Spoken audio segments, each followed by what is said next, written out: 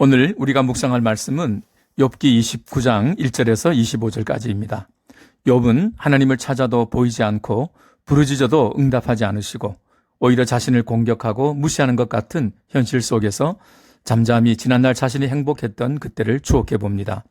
하나님에 대한 신뢰가 무너지고 믿음이 흔들릴 때 우리는 하나님과 가장 친밀했던 그때 하나님이 내게 베푸신 놀라운 은혜와 사랑을 돌아봅니다. 그 위기에서 나를 건져주신 기적적인 사건과 내 기도에 응답하시고 인도해 주셨던 일들을 되살려보고 다시 오늘의 힘들고 괴로운 시간에도 그 하나님이 여전히 함께해 주신다는 믿음을 회복하게 됩니다. 홍수 후에 하나님은 다시는 물로 심판하시지 않겠다는 약속의 표시로 무지개를 주셨습니다.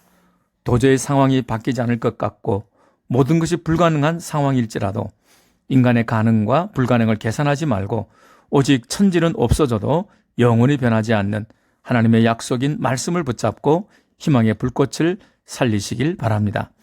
친구와도 대화가 되지 않고 하나님도 침묵하시는 가운데 욥은 혼잣말로 독백합니다. 먼저 행복했던 시절에 하나님과의 관계를 이야기합니다.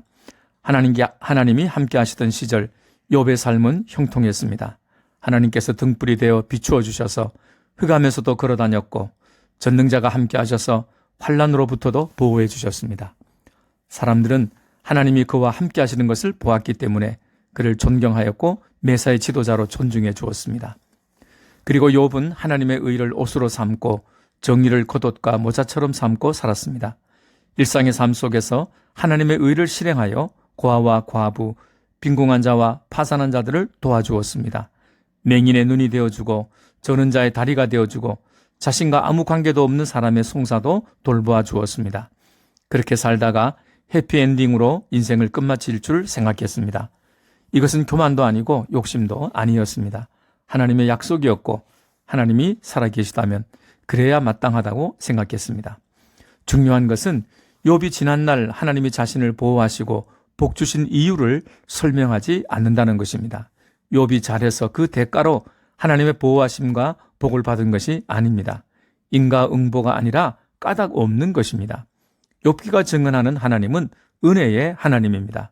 욥의 부여와 안전의 원천은 하나님이셨습니다.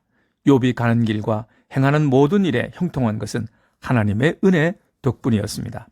하나님과의 수직적인 관계가 잘 이루어지니 이웃사랑이라는 하나님의 뜻에 순종하게 되고 그 결과 사람과의 수평적인 관계도 저절로 잘 되게 되었습니다.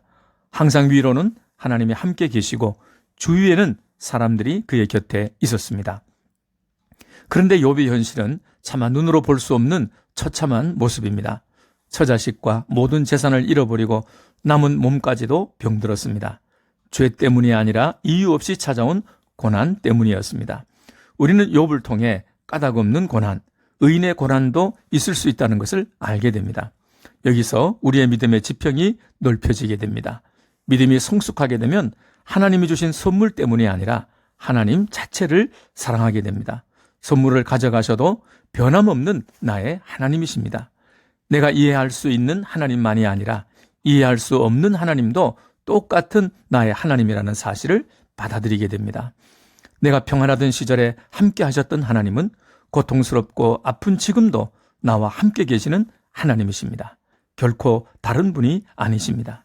나를 친구처럼 여기시고 그렇게 복 주셨던 하나님이 고난을 허락하셨다면 이 또한 그분의 깊은 우정과 사랑의 표현이 아니겠습니까? 진정한 믿음과 참 사랑은 인과응보의 신앙을 넘어서 아무 이유가 없어도 하나님을 사랑하고 믿게 되는 것이 아니겠습니까?